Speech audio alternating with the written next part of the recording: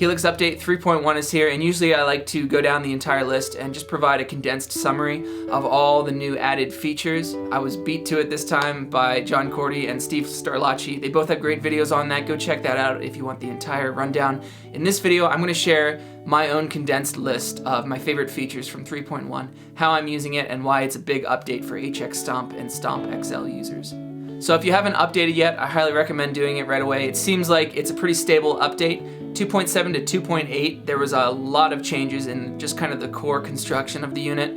And so that one took a couple weeks until they sorted out all the different bugs. 3.0 to 3.1, there's not that much has changed. They've just added a bunch of new models for us. One major change you could say that has happened is that the Helix is now doing oversampling, which, to put it in a very crude manner, would be like comparing FM radio to satellite radio. FM just sounds much better.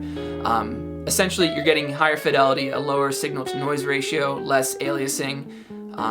If you've ever listened to a really poorly done MP3, like a real low-quality MP3, and you can tell the cymbals are kind of shimmery, it's a bit like that, but obviously to a lesser degree. As always, the timestamps are in the description. Feel free to skip by this little section here. If you haven't updated yet, here's how you're going to do it. First of all, open up HX Edit, go to File, this side for you, and go down to Create Backup. Just save it to your desktop. This is going to save your presets, all your hard work, everything except the global settings, unfortunately. So create a backup, save it to your desktop so you can access it in a second. Now you're going to go to HX Edit in the top left, and go to About HX Edit, see what version you have. If you have version 3.01 or 3.02, you're golden. Just go to the bottom right and click Search for Updates. If you don't have one of the most recent versions of HX Edit, you're going to want to go to the Line 6 website and download that and install the new version before you continue. Once you're there, again, go to the bottom, click Search for Updates, and follow the process. It's pretty simple. Line 6 is recommending that once this is done, you restore to the factory settings and then load in your new library and do your global settings after that. I didn't do that. It seemed to come out fine, but they're saying that for a reason, so I'm probably going to do that in a second. All right, so let's talk about the fun stuff. First one of the ones that I've been looking forward to, and I'm glad it was finally added. We have the ability to change the colors of the foot switches on the smaller units, on the Stomp and the Stomp XL. We can change the colors of the foot switches and also the message on the screen of what that foot switch is doing. So personally, what I'm doing with that is I like to queue up Stomp switches to have multiple parameter adjustments, and when you do that, they oftentimes just show up as a white color. If I'm adjusting parameters in the amp block for more distortion or a different EQ, I would love if that color showed up to be red to represent it's an amp block. That's the way the Helix color scheme is laid out. And for example, sometimes when I would send HX Stomp presets to someone that was loading them on the LT or the floor, I would hear back from them that the foot switches are showing up as multiple, and then in parentheses, all the different parameter adjustments. It would say like 5 or 6 different parameter adjustments. This is a great way for me to be able to transfer presets from HX Stomp to all the other units, and I think it'll just look a little bit better. So give me a few weeks. I'm going to update my entire library, every single preset that I've released, to include this information, and hopefully it'll just look a little bit cleaner. One of my favorite things about the Helix, besides the fact that we bought the product and it just keeps getting better somehow, is the user interface. That's why I like the Helix over the Axe or any of the other modelers that are out there. It just looks really nice, and I think they've improved it a little bit. It looks even better now. Let's talk about and listen to a couple of the favorite blocks that they've added. The dynamic hall reverb is godly. It's definitely going to hang with the Strymon and the Empress and the Eventide algorithms.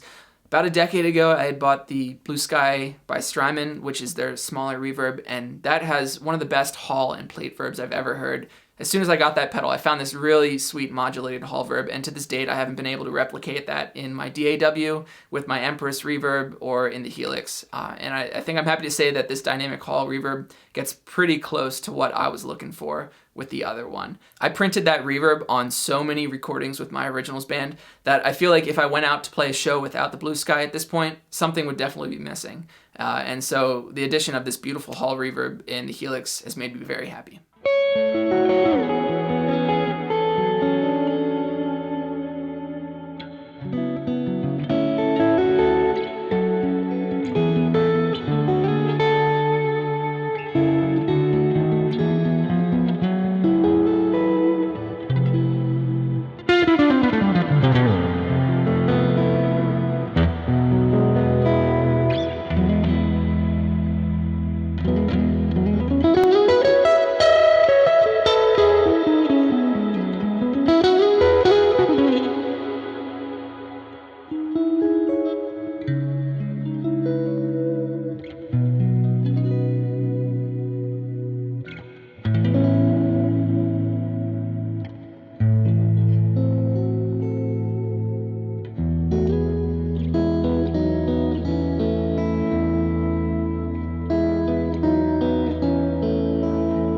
Line 6 has also added a spring verb. There's no need to talk too much about it. It sounds really great, much better than the legacy stuff. I'm going to take all my presets as well that are using the older spring verb and update them as long as I have enough DSP.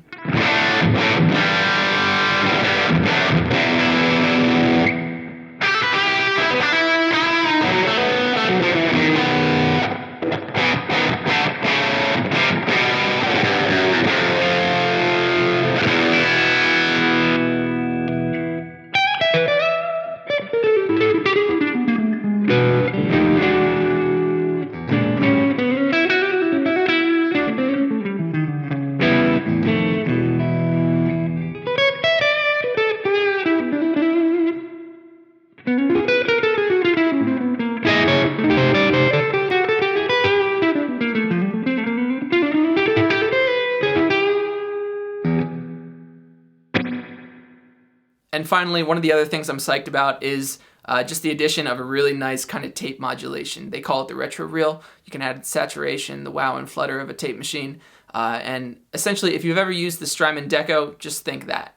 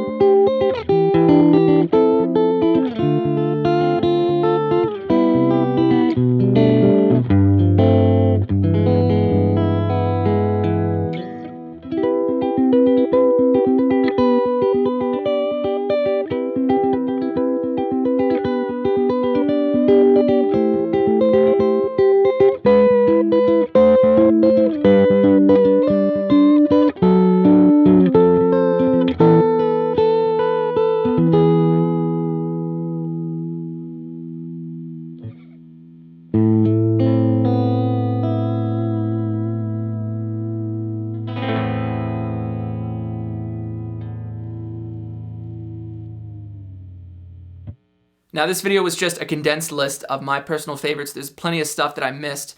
If there's something you've been digging and you've been using with the 3.1 update, or you're looking forward to trying once you get it finally updated, let me know in the comments. What is your favorite thing that has been added so far? As a reminder, if you had previously downloaded my preset library, all the future updates are always free.